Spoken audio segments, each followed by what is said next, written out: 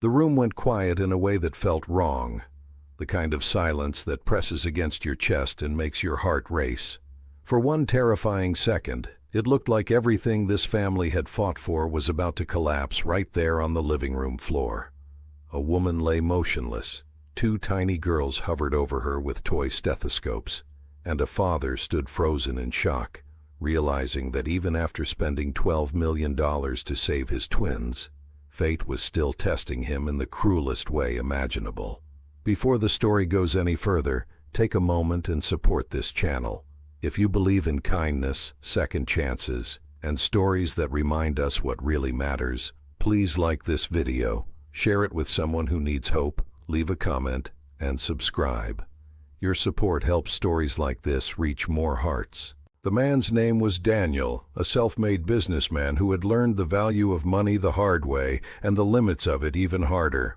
Years earlier, when his twin daughters were born with a rare, life-threatening condition, Daniel had emptied accounts, sold properties, and fought legal and medical systems across continents. $12 million disappeared in a blur of hospital corridors, experimental treatments, and sleepless nights. He never complained, never hesitated, because every dollar felt meaningless compared to the sight of his daughters breathing. When they finally came home, small but alive, Daniel believed the worst was over. He believed survival was the finish line. Raising twins alone was never part of the plan, but life does not ask permission before it changes direction. After their mother passed away unexpectedly during the girls' early recovery, Daniel found himself navigating grief while trying to become everything his daughters needed. He learned how to braid hair with shaking hands, how to pack lunches shaped like hearts, and how to smile through exhaustion. But no amount of money or determination could give him rest.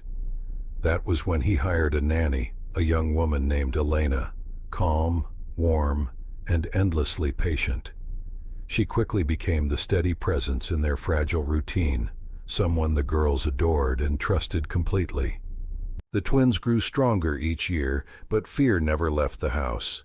Every cough sounded too loud, every fever felt like an alarm.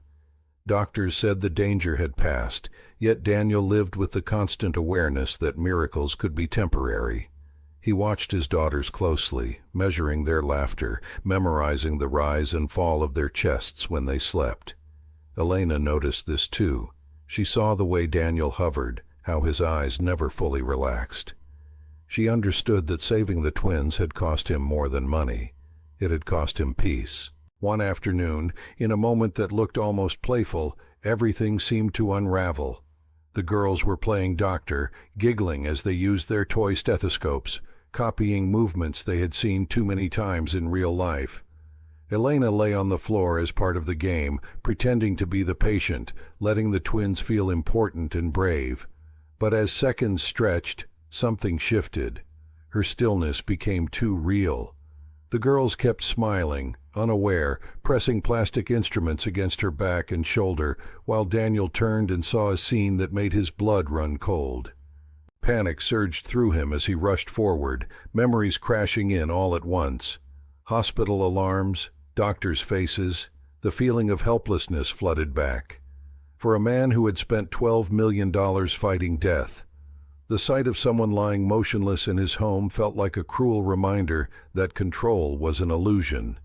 He dropped to his knees, his mind racing through worst-case scenarios, bracing himself for another moment that could shatter his family. But what happened next changed everything. Elena slowly regained consciousness, disoriented but breathing, her eyes fluttering open as the twins cheered proudly, convinced they had helped. It turned out she had been hiding something for weeks, pushing through dizziness and weakness because she did not want to worry anyone. When doctors later examined her, they discovered a serious but treatable condition that could have become fatal if ignored much longer. The timing was frightening, but the discovery was a quiet miracle. The twins' innocent game had revealed what Elena herself had been denying. For Daniel, this moment cracked something open inside him. He realized that while he had spent millions saving his daughters, he had overlooked the people holding them up every day. Elena was not just an employee, she was part of their survival. He saw how easily life could slip away, not just from fragile children, but from strong adults who kept going for the sake of others. Gratitude replaced fear, and for the first time in years, Daniel allowed himself to breathe. As Elena recovered, the household changed. Laughter felt lighter, not guarded. Daniel learned to trust moments of calm instead of waiting for disaster. He began showing his daughters that strength also meant care, rest, and honesty. The twins, too young to understand the weight of what they had done, simply knew they had helped someone they loved, and that was enough. This story is not about money, even though $12 million sits at its center. It is about attention, presence, and the quiet ways people save each other without realizing it. Sometimes healing comes not from the world's most expensive solutions, but from a child's game, a moment of awareness, or the courage to admit vulnerability. Daniel thought he had already paid the ultimate price to protect his daughters, but what the nanny's discovery taught him was priceless. Survival means nothing without connection. If this story touched your heart, if it reminded you of someone you love, or a moment that changed you, please engage with this video. Like it, share it, and let us know you were here. Before the ending, we have one special request. Please comment below with the words, "Still breathing, still grateful," if this story moved you in any way. In the end, the twins grew up knowing they were miracles, not just because they survived, but because they were surrounded by people who cared deeply.